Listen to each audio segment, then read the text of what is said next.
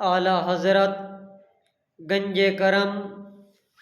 حضرت پیر سید محمد اسماعیل شاہ بخاری المعروف حضرت صاحب کرما والے، آپ سرکار رحمۃ اللہ علیہ جب انڈیا میں فیروز پور انڈیا میں تشریف فرما تھے تو ایک شیخ کامل پیر و مرشد کی تلاش میں شرک پور شریف پہنچے۔ وہاں جا کر حضرت پیر سید محمد اسماعیل شاہ بخاری رحمۃ اللہ علیہ نے میاں شیر محمد شرک پوری رحمۃ اللہ علیہ کی بیعت حاصل کی، مریدوں میں شامل ہوئے۔ تو پہلی ہی ملاقات میں جب گھر سے چلے تو گھر کا سارا سامان، سارا مال و متاع ساتھ لے گئے اور پیر و مرشد کی خدمت بابرکت میں پیش کر دیا۔ تو میاں شیر محمد شرک پوری رحمۃ اللہ علیہ، آپ سرکار رحمۃ اللہ علیہ نے پہلی ہی ملاقات میں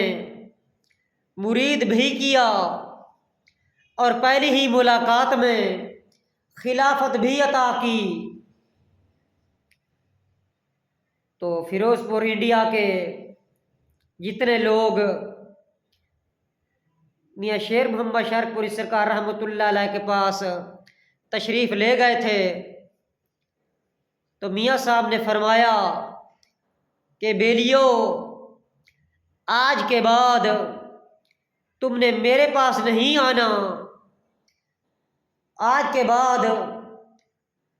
تم نے شاہ جی کے پاس چلا جانا ہے، تمہیں مرید بھی کریں گے اور تمہارے مسائل کا حل بھی نکالیں گے۔ شاہ جی کے پاس چلے جانا فیض حاصل کرنے کے لیے، برکتیں لوٹنے کے لیے، تو ادھر میرے پاس نہیں آنا۔ تو فیروز پور انڈیا کے لوگ بھی واپس تشریف لے گئے اور حضرت پیر سید محمد اسماعیل شاہ بخاری المعروف حضرت صاحب کرما والے، آپ سرکار بھی واپس تشریف لے آئے۔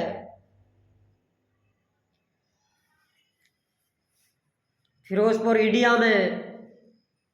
تو جب لوگ آتے مرید ہونے کے لیے تو اعلیٰ حضرت گنج کرم حضرت پیر سید محمد اسماعیل شاہ بخاری آپ سرکار مرید نہ کرتے۔ تو کئی بار ایسا ہوا لوگ آتے مرید ہونے کے لیے لیکن آپ سرکار مرید نہ کرتے، تو لوگوں نے شرک پور شریف اعلیٰ حضرت میاں شیر محمد شرک پوری رحمۃ اللہ علیہ کے پاس تشریف لے آئے اور بتایا کہ حضور، آپ کا تو وہ مرید جس کا آپ نے فرمایا کہ شاہ جی کے پاس چلے جانا، وہ تو ہمیں مرید بھی نہیں کرتا، ہم جاتے ہیں مرید ہونے کے لیے لیکن ہمیں مرید نہیں کرتا۔ تو اعلیٰ حضرت گنج کرم حضرت پیر سید محمد اسماعیل شاہ بخاری آپ بھی شرک پور شریف میاں صاحب کے پاس تشریف لے گئے۔ تو میاں صاحب سرکار نے پوچھا، شاہ جی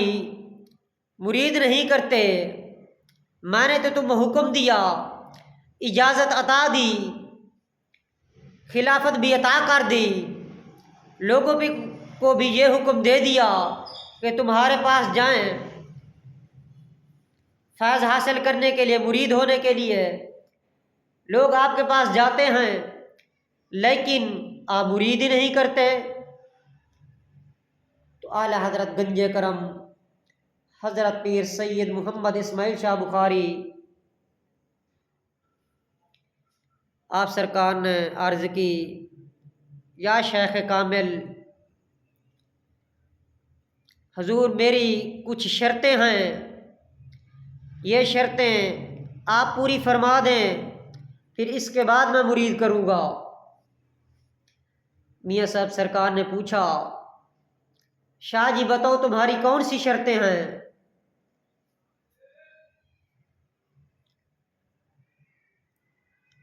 اعلی حضرت پیر سید محمد اسماعیل شاہ بخاری آپ نے عرض کی کہ حضور میری پہلی شرط یہ ہے کہ جو میرا مرید ہو جائے وہ کل بروز قیامت جہنم کی آگ میں نہ سڑے، یہ میری پہلی شرط ہے۔ دوسری میری شرط یہ ہے کہ جہاں پر میرا آستانہ بنے میرے آستانے کے ساتھ مین روڈ نزدیک ہونا چاہیے، ریلوے لائن بھی نزدیک ہو اور نہر بھی نزدیک ہو، میرے آستانے کے ساتھ یہ تینوں چیزیں ہونی چاہیے، مین روڈ بھی لگتا ہو، ریلوے لائن بھی لگتی ہو اور نہر بھی لگتی ہو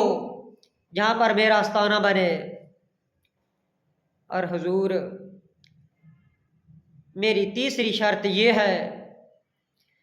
کہ آج کے دن سے لے کر قیامت تک کرما والا ہی لگی رہے، میرے مریدوں پر، میرے غلاموں پر، میرے نوکروں پر کرم ہی ہوتا رہے، کرما والا ہی لگی رہے، میرے غلاموں پر کرم ہی ہوتا رہے۔ حضور یہ میری 3 شرطیں آپ منظور کروا دیں، پھر اس کے بعد جو بھی بندہ آئے گا میں اسے اپنے مرید بنا لوں گا۔ تو اعلیٰ حضرت گنج کرم حضرت پیر سید محمد اسماعیل شاہ بخاری آپ سرکار نے پیر و مرشد کو یہ 3 شرطیں عرض کر دی۔ پھر رات ہوئی، مرید بھی آرام فرما اور شیخ کامل مرشد کامل اعلی حضرت میاں شیر محمد شرپوری رحمت اللہ علیہ آپ بھی رات کو آرام فرما۔ تو رات کو خواب کے اندر